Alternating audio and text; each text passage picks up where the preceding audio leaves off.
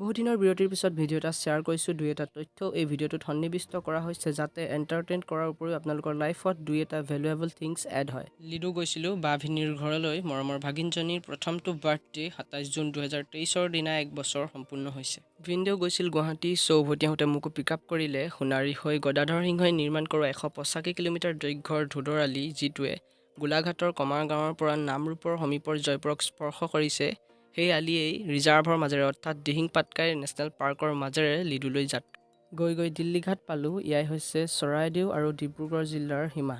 তাৰ পৰা পালোঁ নামৰূপ, য'ত আছে আছাম পেট্ৰ'কেমিকেল লিমিটেড আৰু নামৰূপ থাৰ্মেল পাৱাৰ ষ্টেচন। এই আছাম পেট্ৰ'কেমিকেল লিমিটেডৰ মুখ্য কাম হ'ল প্ৰাকৃতিক গেছৰ বিশাল মজুত ইউটিলাইজ কৰাৰ লগতে মিথানল আৰু ফৰ্মেলিনৰ ৰাষ্ট্ৰীয় চাহিদা বৃদ্ধিৰ প্ৰয়োজনীয়তা পূৰণ কৰা। ১৯৭১ চনত স্থাপিত এই প্ৰতিষ্ঠান, য'ত গভৰ্ণমেণ্ট অফ আছামৰ 36.41%, অইল ইণ্ডিয়া লিমিটেডৰ 48.71% আৰু আছাম ইণ্ডাষ্ট্ৰিয়েল ডেভেলপমেণ্ট কৰ্পোৰেচনৰ 11.53% শ্বেয়াৰ আছে। আৰু নামৰূপ থাৰ্মেল পাৱাৰ ষ্টেচন হৈছে ছাউথ ইষ্ট এছিয়াৰ first gas based power station. তাৰ পৰা আগবাঢ়ি গৈ পালোঁ নকৈ গঠন হোৱা ৰাষ্ট্ৰীয় উদ্যান দিহিং পাটকাই। অসমৰ ৭ নম্বৰখন নেশ্যনেল পাৰ্ক হিচাপে এই উদ্যানক ৯ জুন ২০২১ তাৰিখে স্বীকৃতি প্ৰদান কৰা হয়। এই উদ্যানে ডিব্ৰুগড় আৰু তিনিচুকীয়া জিলাক সামৰি লয়, যাৰ মুঠ মাটিকালি ২৩.65 বৰ্গ কিলোমিটাৰ। ৰিজাৰ্ভ পাৰ হৈ পালোঁ এখন নিচেই অকণমানি বজাৰ, য'ত বেতগাজ, তৰাগাজ, চেংমৰা, ঢেকীয়া আদিকে ধৰি বিভিন্ন ধৰণৰ লোকেল শাক-পাচলি আৰু লগতে পথাৰৰ পৰা ধৰি অনা কেঁকুৰা ওলাইছিল। এটা বাঁহৰ টুকুৰিত ৮জনীকৈ কেঁকুৰা ৫০ টকা মূল্যৰ বিনিময়ত। তাকে ক্ৰয় কৰি আমাৰ যাত্ৰা পুনৰ অব্যাহত ৰাখিল। প্ৰায় ৪ মান বাজিল। অৱশেষত আমি গৈ পালোগৈ আৰু মৰমৰ ভাগিনজনীয়ে দেখা মাত্ৰকে যিটো হাঁহি মাৰি ৱেলকাম কৰিলে, উফ! বাট কেপচাৰ কৰিব নহ'ল। তথাপিতো তাইৰ কিছুমান কিউট মোমেণ্টছ আছে, সেইবিলাক আপোনালোকৰ সৈতে মই পিছলৈ শ্বেয়াৰ কৰিম। বাৰ্থডে দিনা সকলো কামে কামে ব্যস্ত। প্ৰথম বাৰ্থডে বুলি অলপ আয়োজনো কৰা হৈছিল। লাহেকৈ আলহী অতিথি আহিল আৰু কেক কটা পৰ্ব, খোৱা বোৱা পৰ্ব সকলো হৈ গ'ল। ৩ মান বজাত আমাৰ কুকিৰ এনাই, দদৌ আৰু ডাঙৰ মোমাই আহি উপস্থিত হয়হি। সেইদিনা ট্ৰেইনখন লেট আছিল, নহ'লে ১:৩০ বজাতে তেওঁলোক উপস্থিত হ'ল হয়। কুকিৰ কাৰণে ডাঙৰ মোমাইকে এটা গিফ্ট লৈ আহিছিল আৰু ময়ো এটা গিফ্ট আনিছিলোঁ নিজৰ হাতেৰে বনাই। চাওক, ১২টা মাহৰ ১২খন ফটো লগা এটা ঘড়ী মই বনাই আনিছিলোঁ। কেনেকুৱা লাগিছে আপোনালোকে কমেণ্ট কৰি জনাবলৈ নাপাহৰিব।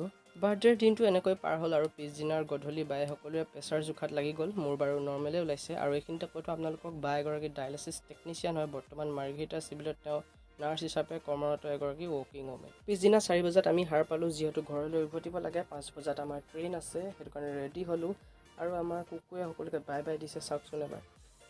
ভিনদেউৰ ঘৰৰ পৰা লিডু ষ্টেচন খুব বেছি ৪০০ মিটাৰ আঁতৰত। আমি খোজকাঢ়ি আহিয়ে পালোহি আৰু আমাৰ ট্ৰেইন অলৰেডি প্লেটফৰ্মত ৰৈ আছিল। এইখিনিতে যদি মই আপোনালোকক এটা কুৱেশ্যন কৰোঁ যে ভাৰতৰ পূব দিশৰ শেষৰ ষ্টেচন কোনটো বুলি, আপোনালোকৰ উত্তৰ কি হ'ব? আপোনালোকৰ উত্তৰটো যদি লিডু হয়, সেয়াও শুদ্ধ, কিন্তু তাৰ আগতে এটা ফেক্টছ ক'ব বিচাৰিছোঁ যে লিডুৰ আগলৈ আৰু এটা ষ্টেচন আছিল, ১৮৯০ চনতে স্থাপিত হোৱা হিষ্টৰিকেল ৰেলৱে ষ্টেচন লেখাপানী। এটা সময়ত এই লেখাপানী ষ্টেচনেই ইণ্ডিয়াৰ ইষ্টাৰ্ণমষ্ট ৰেলৱে ষ্টেচন আছিল, কিন্তু ৯৩ত বন্ধ হৈ পৰে।